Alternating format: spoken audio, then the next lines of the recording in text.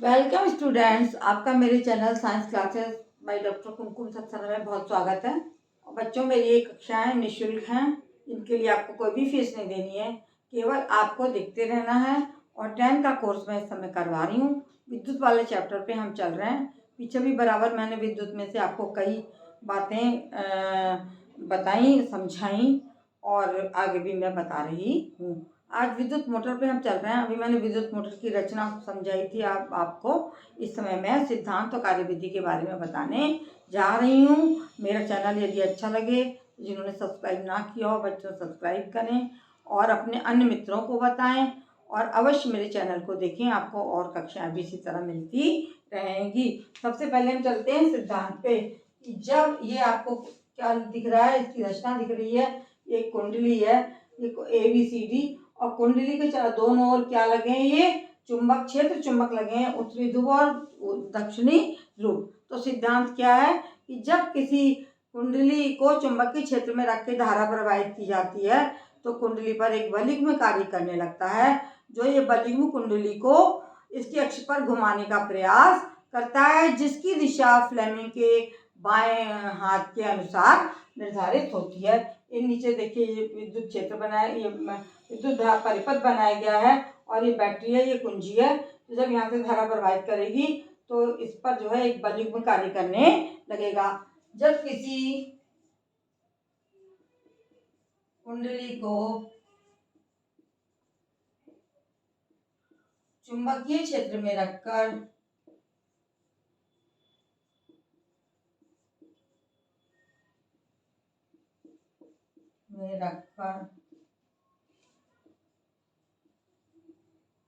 उसमें विद्युत धारा प्रवाहित करी जाती है।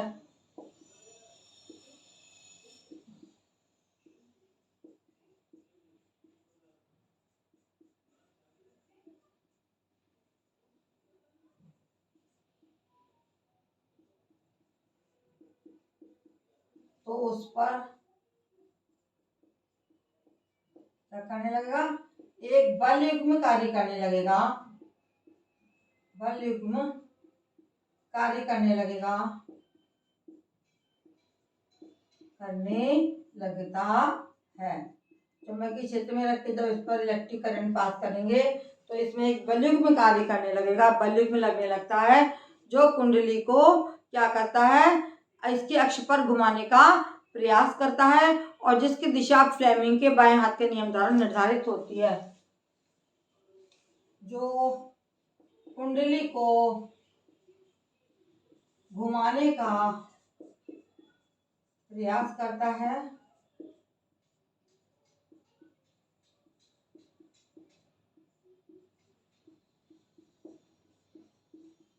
जिसकी दिशा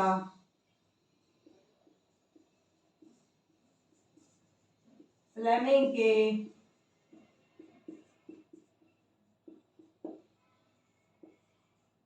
बाएं हाथ के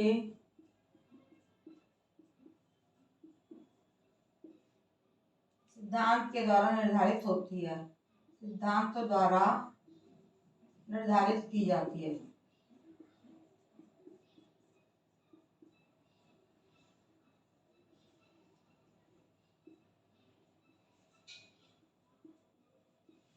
ठीक है, तो एक बलयुग्म लगने लगता है। बलयुग्म क्या होता है, एक बलों का जोड़ा जो विपरीत बराबर हो और विपरीत दिशा में लगे। जैसे ये इस तरह से आप समझ लीजिए, जैसे ये है ना, ये बल का जोड़ा, ये इधर और एक ये इधर, ये ऊपर की दिशा में, ये नीचे की दिशा में कार्य करने लग रहा है, तो इसको कहते हैं बलयुग्म, है ना।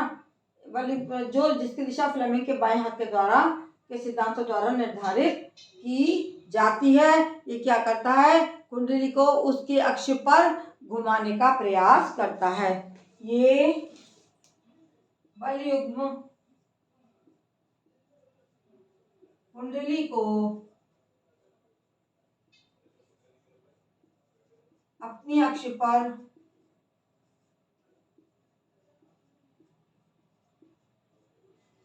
घुमाने का प्रयास करता है, घुमाने का प्रयास करता है।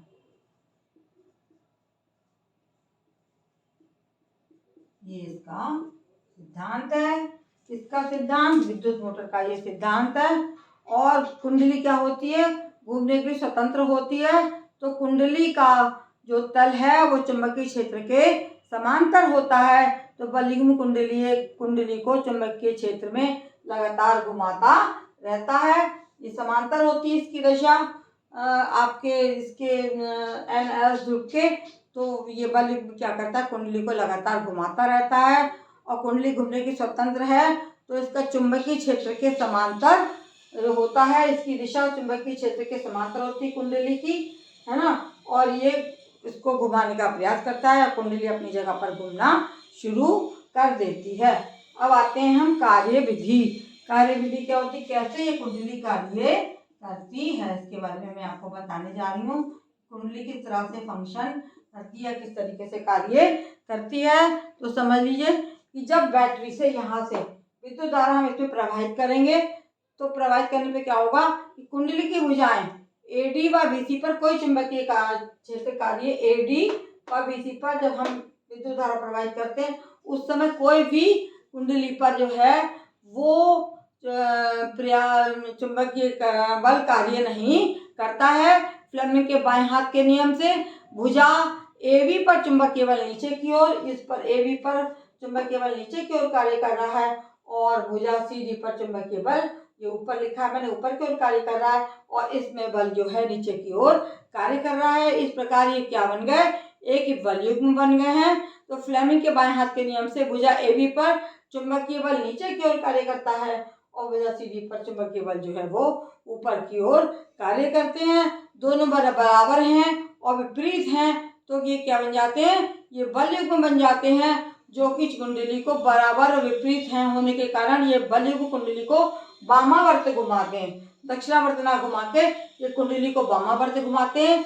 जब कुंडली घूमकर अपनी पहली स्थिति के, जैसे ये है, अपनी पहली स्थिति के लंबवत हो जाती है ना, 90 डिग्री एंगल पर आ जाती है। जब कुंडली अपनी पहली स्थिति से घूमकर लंबवत आ जाती है तब क्या होता है कि बलयुग्म जो है वो उस समय एकदम समाप्त हो जाता है। जब ये जैसे ही लंबवत होगी तो बलयुग्म समाप्त हो जाएगा, परंतु जड़त्व के कारण कुंडली जो है उसी दिशा में कुछ और घूम जाती है। इस तरीके से क्या होता है, विभक्त वलय की कुंडली के साथ घूमते रहते हैं। और एक तरफ से पुरुष भी एक दूसरे के संपर्क में विभक्त वलय के आते हैं और ये भी अपनी स्थिति पर आते ही, और ये जैसे ही ये भी घूमते रहते हैं और ये विभक्त वलय फिर से इस स्थिति में आ गया, ये स्थिति में आ गया तो क्या होगा, धारा की दिशा, जब ये यहाँ पे आ जाएगा ये फिर से घूमते घूमते यहाँ पर आ जाएगा तो धारा की दिशा जो है वो बदल जाती है और अतः बलयुग्म उसी दिशा में घूमता रहता है तथा कुंडली निरंतर घूमती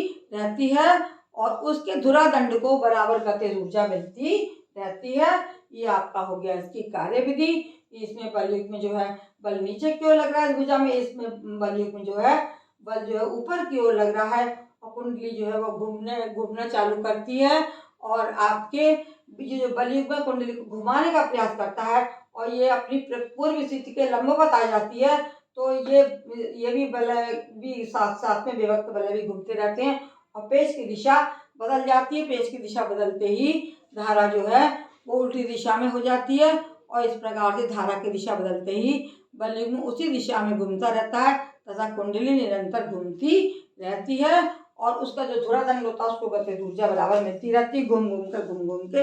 ये चीज़ जो है पंखों में और आपके विद्युत मोटर जो है सब में लगता है, पंखों में लगेगा, मशीनों में लगेगा, वॉशिंग मशीन में लगता है और आपका जितनी घूमने वाली चीज़ें हैं उनमें कूलर में लगता है और बड़े बड़े जो पंप मोटर जो से चलते हैं, जो नीचे से पानी ऊपर जाता है विद्युत मोटर, वो वहाँ पर भी लगाया जाता है। इस प्रकार से ये इसके अनेक उपयोग हैं और अनेक जगह ये जो है इसका प्रयोग किया जाता है, अनेक जगह पर इसका उदाहरण हम दे सकते हैं। मशीनें हैं, जल पंप है, आटा चक्की है और washing machine, mixie, washing machine में भी आपने देखा होगा घूम घूम के कैसे घूमता है। आटा चक्की,